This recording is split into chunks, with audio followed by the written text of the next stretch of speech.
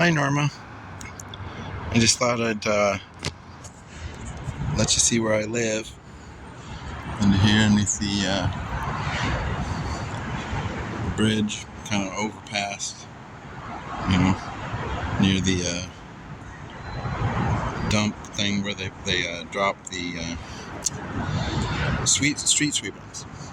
Anyhow, yeah, this is my tent, and yeah, this is where I live here in Portland, and I've been here since October. I used to live in Southern California, and I've been trying to get Danny to support me, to help me, but what he told my friend in September, when my friend called to ask Danny to call me because you guys had blocked me on the phone because I was angry and left a bunch of asshole messages. And anyhow, I'm not worthy enough to talk to Danny, and I've been trying to get him to acknowledge that I am blind and mentally ill, and this is where I live. I mean, I guess I'm not technically homeless. I've got a tent, right? It's a nice tent, actually, all things considered. This is my pile of shit. I try to use it as a barrier because other homeless people, a lot of addicts, come this way, and they come this way to go up over there. I don't really know what's over there. But yeah, so yeah, people stop by here at my tent all hours. In fact, this morning at 3 a.m., 2:55, 2:50, whatever, I was inside, and somebody came up and asked me if I had any methamphetamine or fentanyl. And I know, Norma, that you're not aware of drugs or whatever, but methamphetamine is what they use to make crack or whatever. They smoke it. It's drugs. I mean, it used to be called speed, I guess, if you snort it or shoot it or whatever. And then the fentanyl is 1,000 times more powerful than heroin. So apparently heroin is a drug for wussies, but fentanyl is for real addicts. Anyhow, I have no idea. I haven't done any of these. I definitely have smelled them. I think I might have contact something or other from exposure. This Portland is an absolute drug-infested, terrible place. Anyhow, something that happened that was interesting was that somebody decided to move. I don't know if you can see. There's like a mattress over there. I can't really see on the screen, but anyhow, it got moved over there or whatever. Anyhow, they moved the mattress over here, and where are we? There we go. Moved the mattress over here while I was in the tent sleeping. It was like, real early in the morning, and they slept there, I guess, for quite a while. And based on the needles that they had left, over in there, that somebody else that came by that used to live around the corner was very excited to find. Well, apparently they did some drugs and hung out there on the mattress, and while I was sleeping. Well, I don't know anybody that does these things, so they weren't my friend. I don't know. Yeah, there's the mattress that they moved up. Anyhow, yeah, that mattress used to be down there. Because after that happened, I moved the mattress way down there because the guy around the corner didn't want it either. And then somebody, a couple weeks ago, decided to move it all up here. And then they rummaged through my stuff. It used to be all covered over with a tarp. It's mostly trash, basically, but I kind of try to use it as a leave me alone barrier. Unfortunately, the rats love it. But anyhow, somebody came by and threw a tarp over the thing and took out that folding chair and set it up, and apparently they ate some stuff that was in the boxes that are over there, some spam and anchovies and some stuff that I don't eat from the pantry. But yeah, I just thought I'd let you know how I'm doing, and what I've been trying to do is basically find a place to live. My biological father says no, he doesn't want to help me. I don't deserve to talk to him because of the way I've treated you, Norma. And Okay, so the way I've treated you is that I've rejected the idea wholesale that you were a good mother and that the stories you have are ridiculous. I can't understand how someone can claim to be a good mother after being estranged from their son for basically 25 years now. Um, and the last times that I've talked to you on the phone, you don't remember talking to me. You don't recognize my voice, and you don't know my name. And not even something other than, you don't know anything other than the legal name. You don't remember that I've gone by the adult form of my legal name, the non-diminutive garbage form, since like 1987, 1988. So it's 2023 right now. It's 35 years, I think. Yeah, sounds about right. So anyhow, yeah, Norma, Jean, I would like to ask for your help. I need financial support. I can't get Medicare coverage because I'm homeless.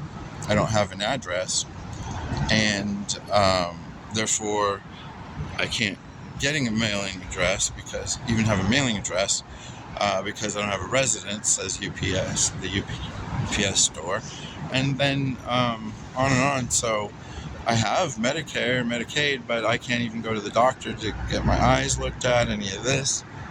And so I'm blind and mentally ill, completely untreated, other than, I like smoking the cannabis. It's useful. But, that's not drugs. That's sure as hell not methamphetamine, and it, surely is not the fentanyl. Anyhow, yeah, I'm stuck here, Norma. And I don't know how to get out of here. I don't have the money to leave. As it stands with my Social Security benefit, I can't really make it through the month with food and just a couple things just to get by to try to help me just make it through the day. Like a couple amusements are here or there. There was this bar that I was eating at regularly, a restaurant, bar, whatever, more restaurant than bar, I guess.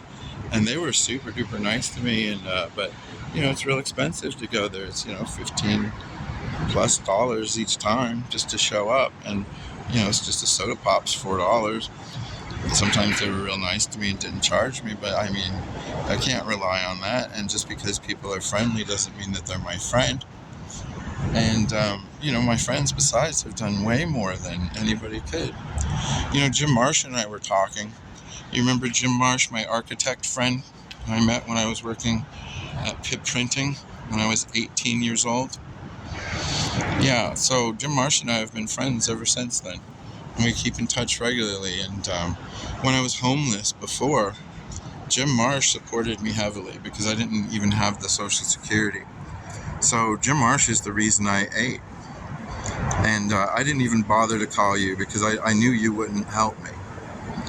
And this time, when I ended up in a very bad situation, a rental situation in Southern California after the period of homelessness, well, it turns out that my landlord was a pedophile, a deputy sheriff for 14 years who was raping kids while on the job. And he also raped his very own 7-year-old niece while living in his mother's house. His mother, after he was learned to be a disgraced child-raping sheriff, said, "Come live with me." Continue to live with me, I believe, actually. And you and your father and I will support you. And they did. And they helped him buy some investment properties and manage his money. And they helped try to get him fixed up. And he rented one of them to me.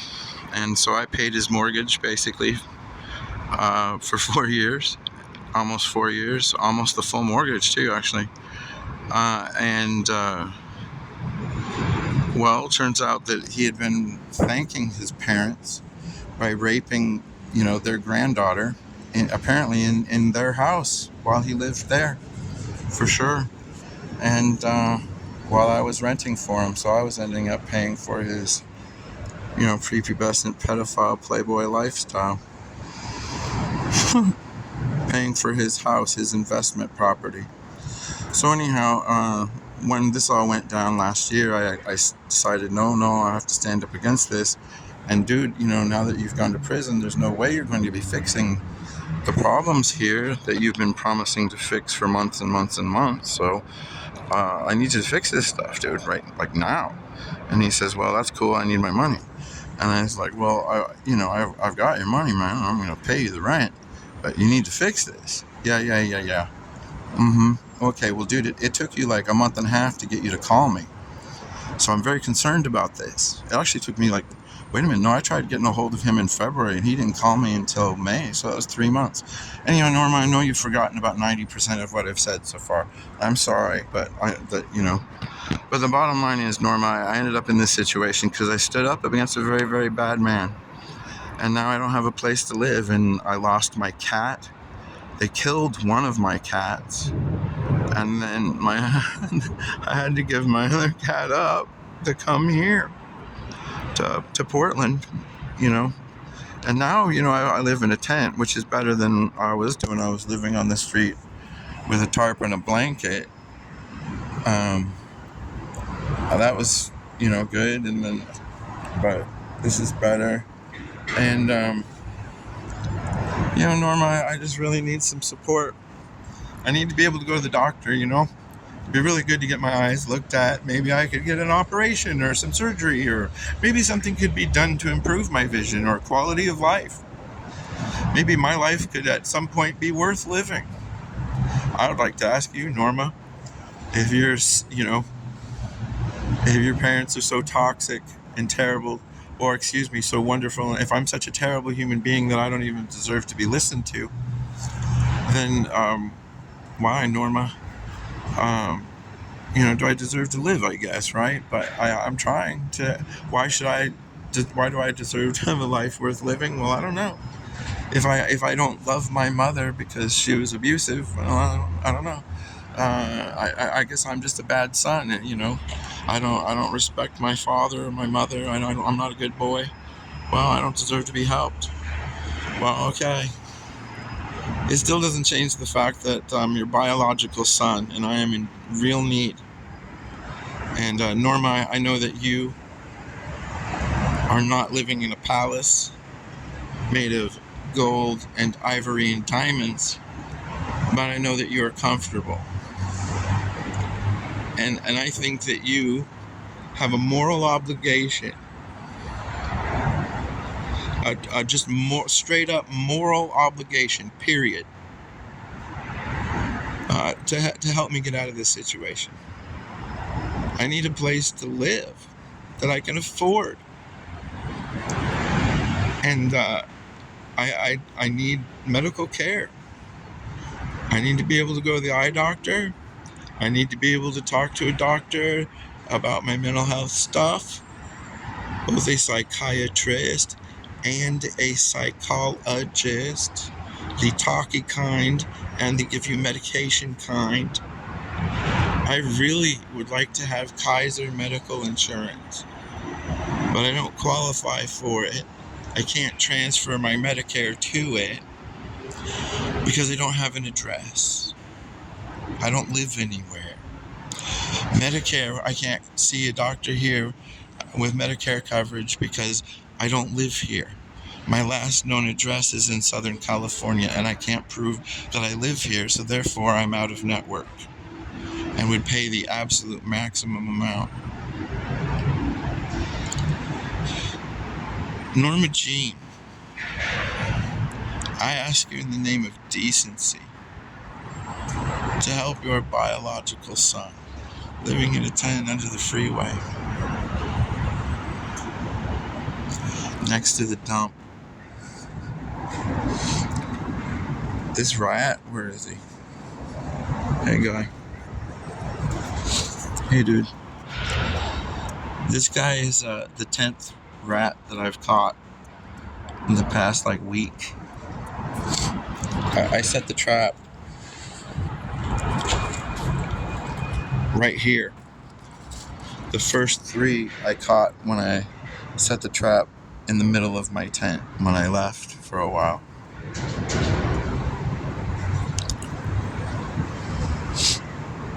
Do I deserve to live like this, Norma, because I don't accept you, or I don't believe that you are a good mother, and I don't regard you, and I have said angry things, very angry things. Oh, extremely dark and colorful angry things. Do you remember any of them? I'm pretty sure you don't. Oh, I know Danny does. He's got them like saved on answering machine messages. Boy, I'm an angry, mentally ill person. It's true. I am exceedingly mentally ill. And there's a reason for it. It is because I was exceedingly abused as a child. I had an extremely toxic mother. Norma Jean, you were extremely toxic and abusive to me. I tell people things that you did to me, things that you said to me, the way you treated me, and they literally gasp, Norma. They gasp. The immediate response, typically, is to reach forward and pat my shoulder. Dude.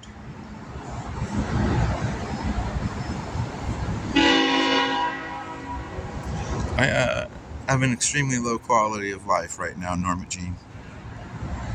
And this is a result of my being unable to work and provide for myself. So I have to do with the very wonderful benefit I receive from Social Security that I'm very grateful that I paid into and have this insurance benefit. But it's not enough to afford a place to live and eat. Norma Jean, don't I deserve to live somewhere where I don't have to pee or poop outdoors? Don't I deserve some electricity, Norma Jean? Don't I deserve a sense of safety and security? Do I have to live by the odor of the dump? Consider my slumlord, Norma Jean. His parents, after they knew what he did to those kids while he was a cop, they still helped him. And that's after he raped kids. A cop that rapes kids gets paid by the public to rape kids, Norma Jean. His mother and father supported him. What's my crime, Norma Jean? Why am I homeless? Because I'm mentally ill. The government, the doctors, they say, all agree. I cannot work a part-time job. It's not because I'm stupid or incapable, or I don't have tremendous ability. I'm very creative and talented, and I am a good motherfucking guy. But Norma Jean, when people mistreat me, I go off the handle. And this is because I have what is called borderline personality disorder. And I have something called rapid cycling bipolar disorder. These two things, plus the combination of the other two diagnostic diagnoses I received, that I have post-traumatic stress. Post-traumatic stress, Norma. What are the memories that haunt me? What do I relive over and over and over and over again, Norma? You have no idea. Because you don't care, and you never have.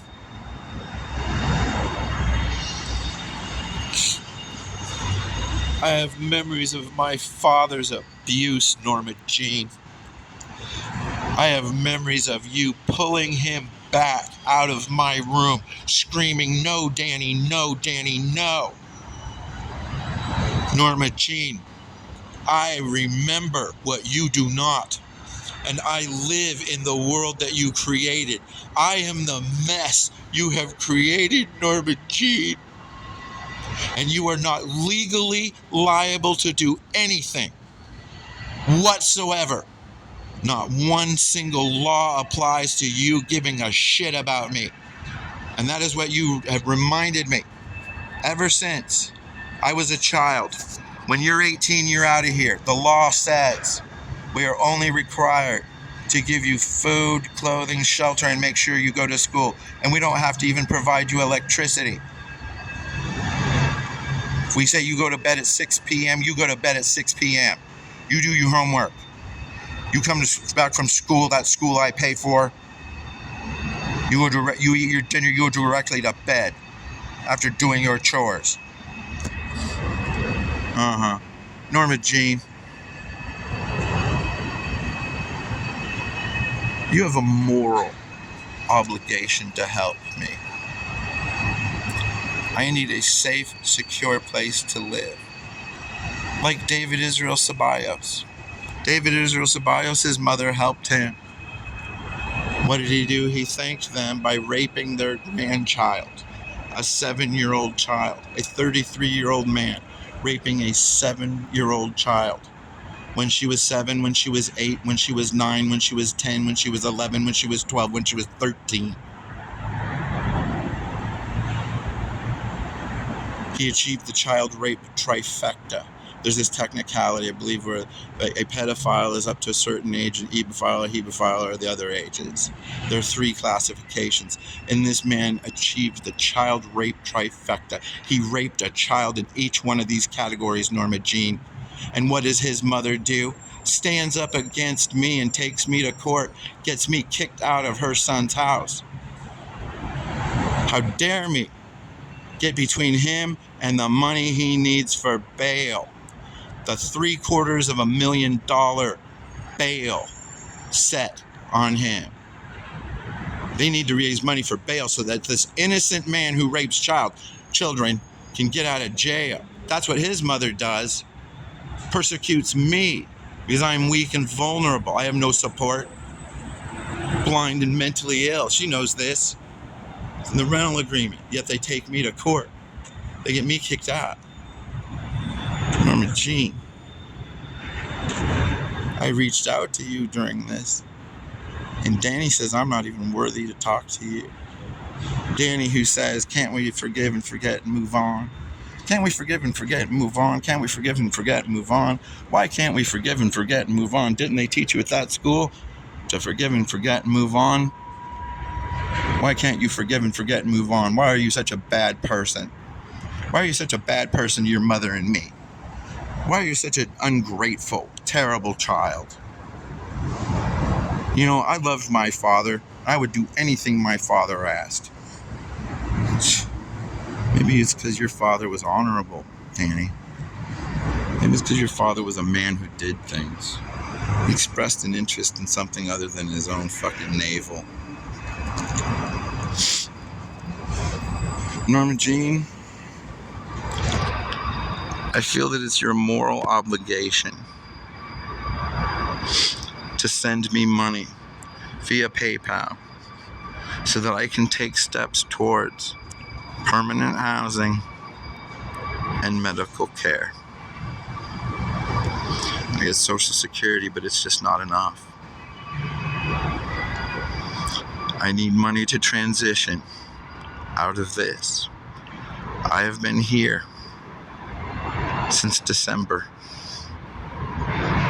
I have been in Portland since October. I've lived on the street. I've eaten trash. I had trespassed for stores for shoplifting because I was desperate.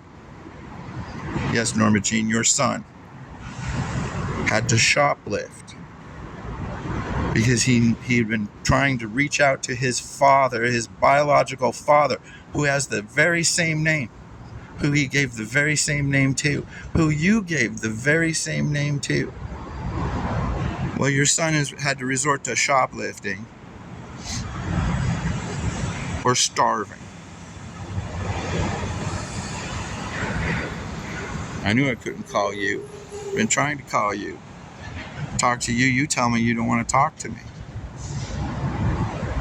Why don't you want to talk to me, Norma? You don't want to acknowledge what you've done, who you are, who you actually are instead of who you want to pretend to be.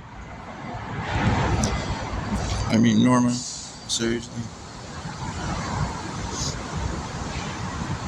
This is where your son lives, Norma. Your biological son, who you named Danny Mylan Tripp Jr.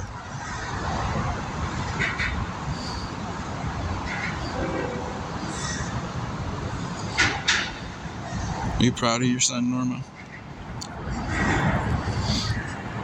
Are you proud of yourself for being a good parent and allowing your son to live here?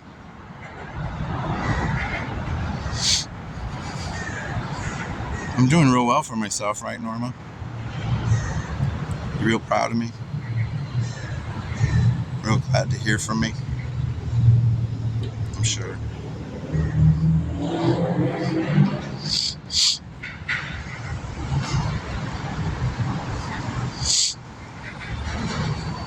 So this is my life, Norma. This is the life your son lives at age 51. This is the life of Danny Mylan Tripp Jr.